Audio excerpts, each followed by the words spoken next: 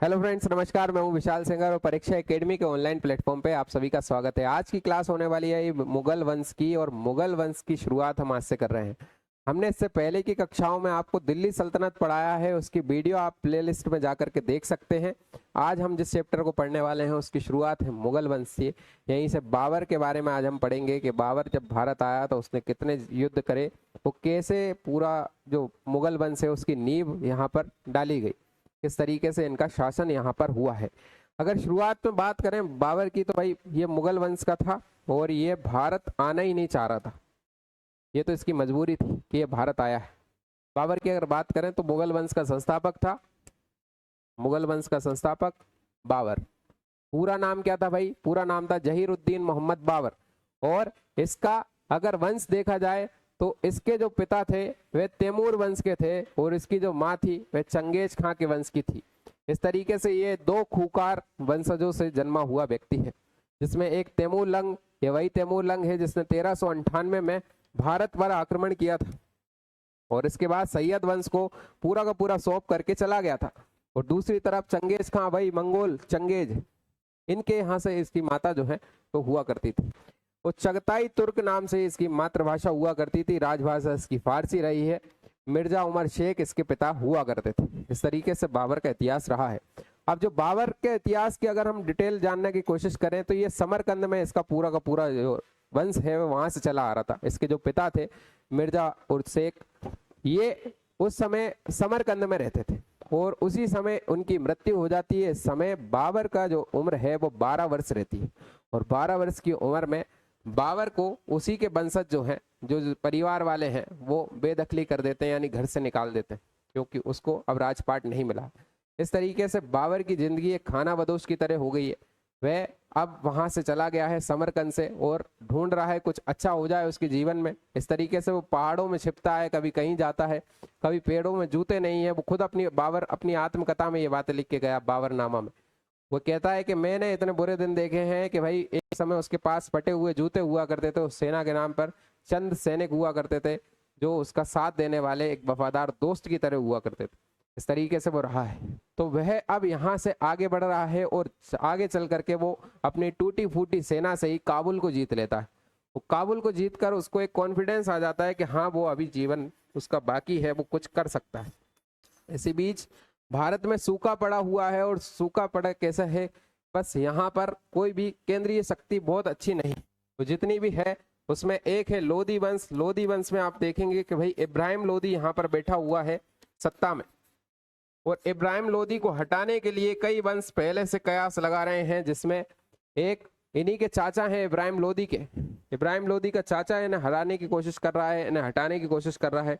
एक पंजाब का गवर्नर है दौलत खां लोधी, वो भी इसे हटाने की कोशिश कर रहा है। और तीसरी तरफ है राणा सांगा।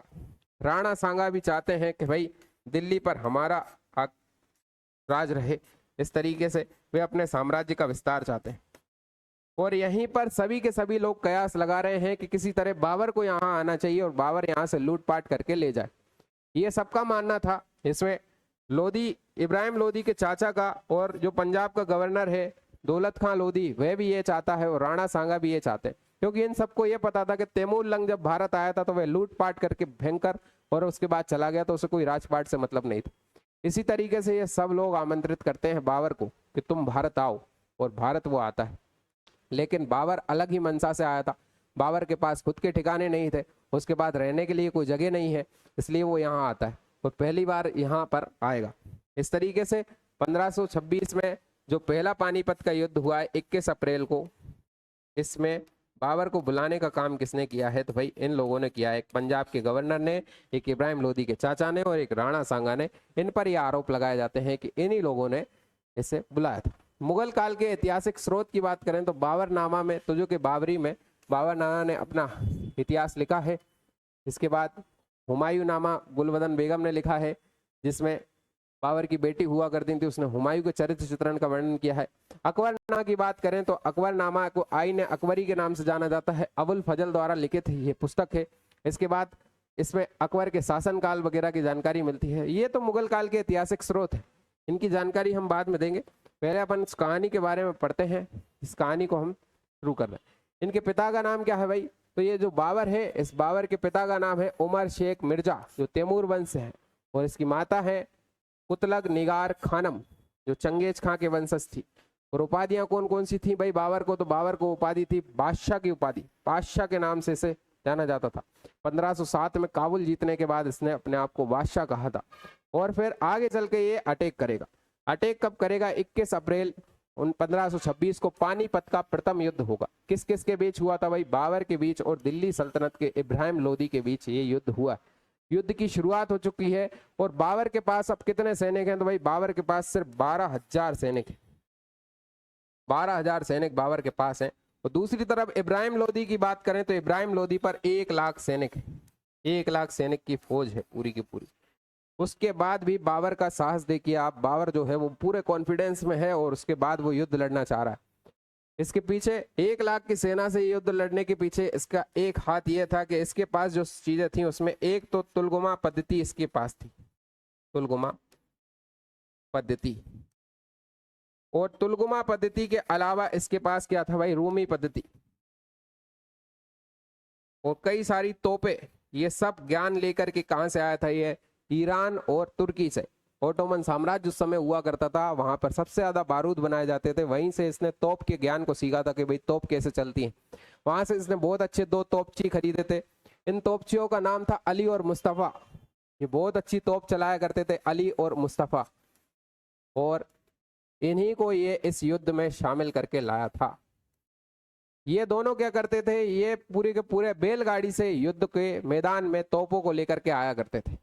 और यहीं पर बाबर अपना पूरा का पूरा प्रपंच रचता है। बाबर क्या करेगा? पूरा इब्राहिम लोदी के सामने जो सेना को सजाएगा वो यू आकार में सजाया करता था। इसे तुलगुमा पद्धति कहा करते थे, रूमी पद्धति कहते थे। इसमें क्या होगा? अंदर की ओर 7,000 बैलगाड़ियां लगी रहती थी लाइन से। वो 7,000 बैलगाड़ियों से पूरी की पूरी तोपें लगी रहती थी लाइन से। इस तरीके से तोपों को सजाता था। दूसरी तरफ इब्राहिम लोदी जो है वो परंपरागत तरीके से युद्ध लड़ रहा है। 1 लाख की सेना इसके पास है और इसके पास है साजो सामान पूरा का पूरा, जो हाथों से लड़ने वाले तलवारें, इसके अलावा भाला, और सबसे महत्वपूर्ण हथियार जो है इसके पास, हथियारों की जगह इसके पास जो टैंक नुमा हाथी है। हाथियों को उस समय पैटर्न टैंक जैसे टैंकों के नाम से जाना जाता था भाई, टैंक जैसे हाथी है। तो हाथी इनकी सबसे बड़ी विशेषता थी। हाथी जो है वह युद्ध में यूज करे जाते थे इब्राहिम लोदी की तरफ से, और इस तरफ से बाबर जो है वो तोपें लेकर के आया हुआ है। यहीं पर एक घटना ये होती है कि जैसे ही तोप चलती है, तोप चलने की वजह से हाथी पूरे के पूरे विदक जाते हैं, क्योंकि हाथियों ने पहली बार तोप की आवाज सुनी थी। और तोप की आवाज ऐसी वैसी नहीं थी भाई, ऐसा लगा कि मानो बादल फट गया हो। पहली बार ये पूरे सैनिकों ने तोप की आवाज सुनी। और जैसे ही तोपें शुरू हुई तो तोपों के बाद ये पूरी की पूरी सेना जो है बिखर जाती है और हाथी जो है वो बिदक जाते हैं। हाथी फिर अपनी सेना के पैरों तले कुचलने लगते हैं। इस तरीके से इब्राहिम लोदी की जो सेना है वे अपनी सेना के द्वारा मारी जाती है, अपने हाथियों के द्वारा मारी जाती है। इसी बीच क्या होता है कि सुबह से शुरू हुआ युद्ध, 9 बजे के करीब से शुरू हुआ युद्ध 1 बजे तक पूरा खत्म हो जाता है और इब्राहिम लोदी भरे मैदान में मारा जाता है। इब्राहिम लोदी जैसे ही मारा जाता है तो बस युद्ध खत्म। चंद घंटों का ये युद्ध रहा था, जिसमें 12,000 सैनिकों ने 1 लाख की सेना को पूरा का पूरा हरा दिया था। इस तरीके से बाबर अपना पहला युद्ध जीता था।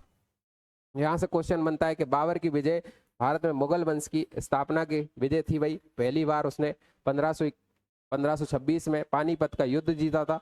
और ये किस किस के बीच हुआ था? तो दिल्ली के सल्तनत इब्राहिम लोदी और बाबर के बीच हुआ था। विशेष क्या था? बाबर ने इस युद्ध में पहली बार तुगलमा युद्ध नीति को अपनाया था। इसके अलावा उसने उस्मानी विधि से तोप खाने के बारे में अपनाया था, तोप खाने यूज करे थे। और 2 तोपचियों के नाम पूछे जाते हैं भाई, अली और मुस्तफा, ये तो तोपची हुआ करते थे।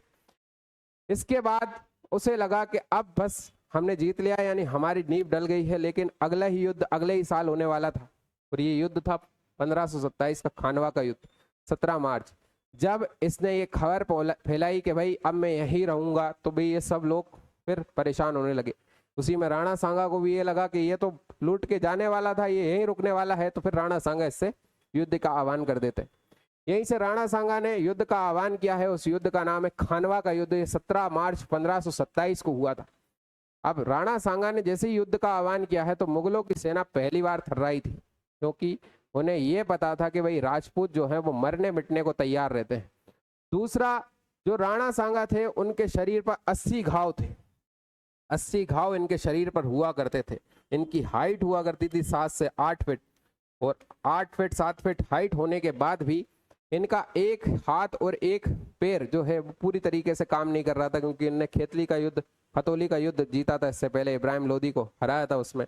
उस समय वो घायल हो गए थे। एक आंख ने भी काम करना बंद कर दिया था, लेकिन इसके बाद भी वो अपने पूरे युद्ध काल में एक भी युद्ध नहीं हारे थे, इसलिए ये अजय माने जाते थे।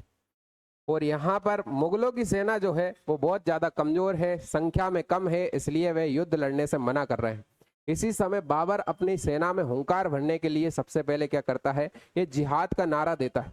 जिहाद का नारा पहली बार उसने खानवा के युद्ध में ही दिया था, जिसमें वो कहता है कि हमें कुरान की कसम है, हमें इन काफिरों का वध करना है। इस तरीके से वो अपनी सेना में साहस भर देता है। यहीं पर उसने पहली बार कुरान की कसम दिलवाई थी। उसके बाद जो है पूरा का पूरा ये युद्ध का जिहाद का नारा उसने दिया था।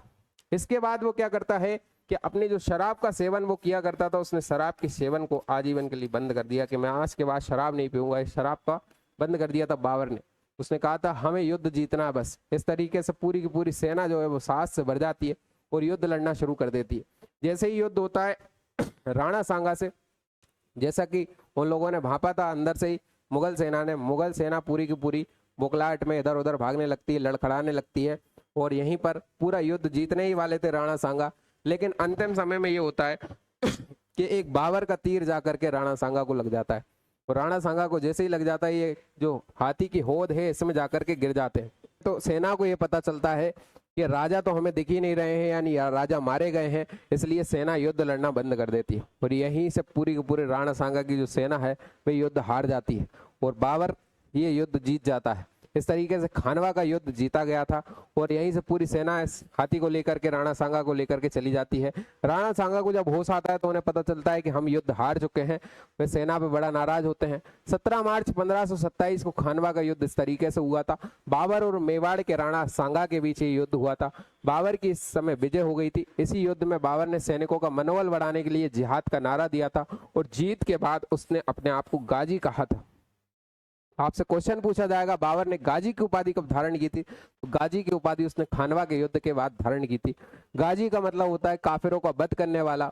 इसने अपने आप को काफिरों का वध करने वाला कहा है। इसके बाद इसने सभी काबुल के जितने भी वासी थे सभी लोगों को एक एक सोने चांदी के सिक्के पहुंचाए थे। चांदी के सिक्के पहुंचाने की वजह से इसको एक और उपाधि मिली थी, जिसका नाम था कलंदर। इसे कलंदर की उपाधि दी गई थी। तो वही कलंदर की उपाधि क्यों मिली थी, इसलिए मिली थी। अब यहाँ पर राणा सांगा जो है उनका मोरल डाउन हो गया है, पूरी सेना का मोरल डाउन हो गया है, क्योंकि वो युद्ध हार गए हैं। लेकिन राणा सांगा अब ये चाह रहे हैं कि वो वापस मेवाड़ ना जाएं। मेवाड़ ना जाकर के वो चाह रहे हैं कि अब उन्हें चंदेरी का जो युद्ध होने वाला है, चंदेरी पर अटैक करेगा मेदिनी राय पर बाबर, तो वे मेदिनी राय का साथ देने के लिए जा रहे हैं। यहीं पर सेना में विद्रोह हो जाता है। सेना में से कुछ सैनिक जो गद्दार हुआ करते थे वे चाहते हैं, सेनापति जो है वो गद्दार हैं, वो चाहते हैं कि राणा सांगा अगला युद्ध ना लड़े, क्योंकि ये पूरे तरीके से छत विचित अपने शरीर को कर चुके हैं। इस वजह से कहा जाता है कि राणा सांगा को उस समय जहर देके इन्हीं के अपने जो गद्दार हुआ करते थे जो सैनिक और सेनापति, उन लोगों ने इनको मृत्यु शैया पे लेटा दिया था। इस तरीके से ये मेवाड़ पहुंच नहीं पाए और दूसरे युद्ध में भी शामिल नहीं हो पाए और राणा सांगा की मृत्यु हो गई थी। इसी के बाद खानवा के युद्ध की बात करें तो खानवा के युद्ध के बाद तुरंत बाद अगला युद्ध लड़ा था वह चंदेरी का युद्ध था 29 जनवरी 1528 को। लेकिन इससे पहले की कहानी मेवाड़ की है।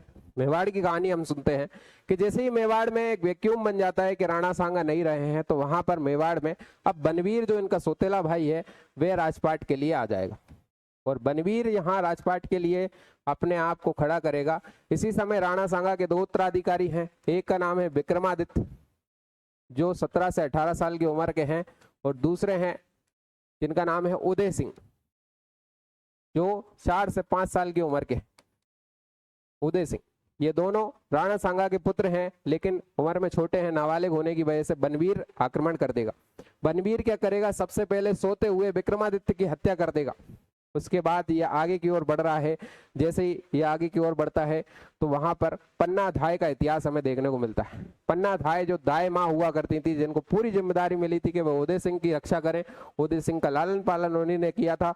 इसी तरीके से पन्ना धाय जो है वह जब उन्हें एक महल का सफाई कर्मी ये बताता है कि बनवीर जो है वो एक तलवार लेके घूम रहा है और पूरे परिवार की उसने हत्या कर दी है, वो सिर्फ उदय सिंह को ढूंढ रहा है, अंतिम उदय सिंह की हत्या करने वाला है। तो धायमा जो है पन्ना धाय का भी एक बेटा हुआ करता था चंदन, जो बिल्कुल उदय सिंह की उम्र का था, 4 से 5 साल का।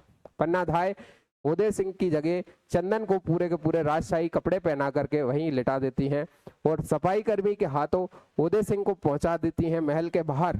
इस तरीके से चंदन जो है वह वहां पर लेटा हुआ है, जो पन्ना धाय का ही बेटा है। मनवीर जैसे ही आता है और पन्ना धाय से पूछता है कि उदय सिंह कहाँ है, तो वह कहती है कि उदय सिंह यही है। और ऐसे करके बनवीर जो है उसी तलवार से पूरे के पूरे टुकड़े कर देता है चंदन के। और यहाँ पर पन्ना धाय अपने ही बेटे को कटते हुए देखती हैं, उसके बाद भी एक आंसू आंख से नहीं आता है। उसकी वजह क्या है? उसकी वजह यह है कि उन्हें उदय सिंह की रक्षा करनी थी और इस तरीके से अपने ही बेटे का बलिदान उन्होंने करा था। इसी वजह से पन्ना धाय का इतिहास में नाम है। तो यहाँ से आगे बढ़ते हैं। फिर आता है भाई चंदेरी का युद्ध। चंदेरी का युद्ध 29 जनवरी 1528 को हुआ था। किस किस के बीच हुआ था? बाबर और मेदिनी राय के बीच। मेदिनी राय एक राजपूत शासक हुआ करता था और ये भी खानवा के युद्ध में लड़ने के लिए पहुंचा था। किसके लिए लड़ने के लिए पहुंचा था भाई? राणा सांगा ने इसे बुलाया था, इसलिए लड़ने के लिए पहुंचा था। मेदिनी राय के लड़ने के लिए पहुंचा तो बाबर ये समझ रहा था कि भैया चंदेरी को जीतना जरूरी है, क्योंकि कल के दिन ये भी अटैक कर देगा। इसलिए 29 जनवरी 1528 को अटैक कर दिया था बाबर ने।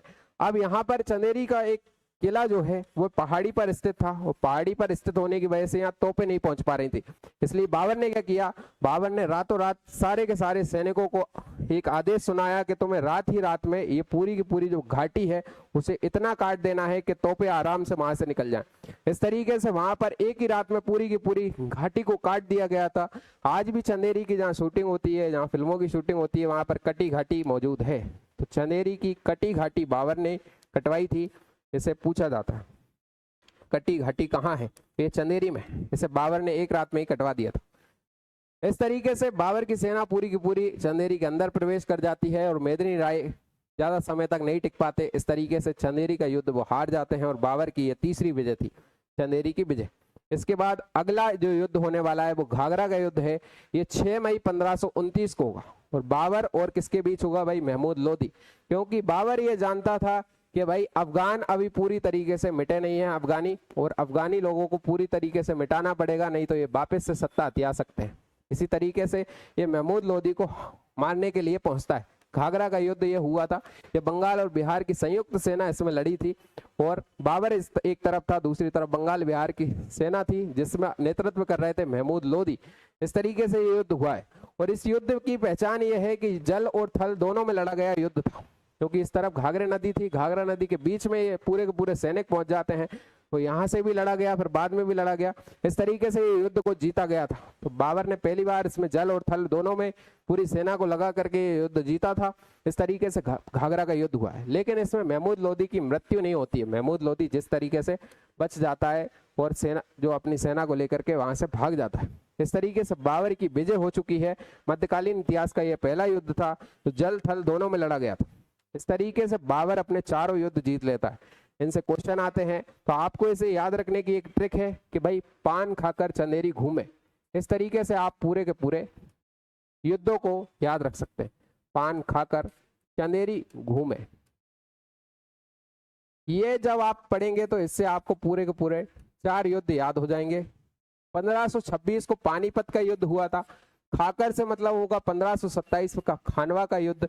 चंदेरी का युद्ध जो हुआ था वो 1528 में हुआ था और फिर 1529 में हुआ था घाघरा का युद्ध, 1529। इस तरीके से चारों युद्ध आपको याद रखने। इसके बाद आगे बढ़ते हैं। फिर इसकी मृत्यु हो जाती है 26 दिसंबर 1530 को। अगले ही साल जो है बाबर जो है उसकी मृत्यु हो जाती है। आगरा में बाबर की मृत्यु हो गई। उसे आगरा के आराम बाग में ही दफनाया जाता है। लेकिन बाबर ने अपनी आत्मकथा बाबरनामा में लिखा था कि उसे काबुल में दफनाया जाए, इसलिए बाद में उसके शव को ले जाकर के काबुल में दफनाया गया।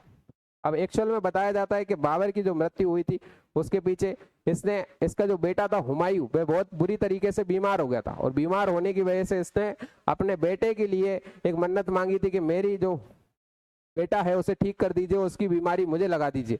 और हुआ भी ऐसा ही। इसी तरीके से हुमायूं ठीक होता चला गया और बाबर जो है बीमार होता चला गया और बाबर की लास्ट में मृत्यु हो गई 26 दिसंबर 1530 को। इस तरीके से इसका खात्मा हो गया था। इसने जो है एक आरामबाग जो है इसका जो बनाया गया था, मकबरा बनाया गया था आगरा में, ये आपको याद रखना। चार बाग पद्धति की शुरुआत इसी ने की थी। चार बाग पद्धति ये भी पूछी जाती है, चार बाग पद्धति। चलिए आज की क्लास में इतना ही रखते हैं, मिलते हैं नेक्स्ट टॉपिक के साथ अगले वीडियो में। धन्यवाद।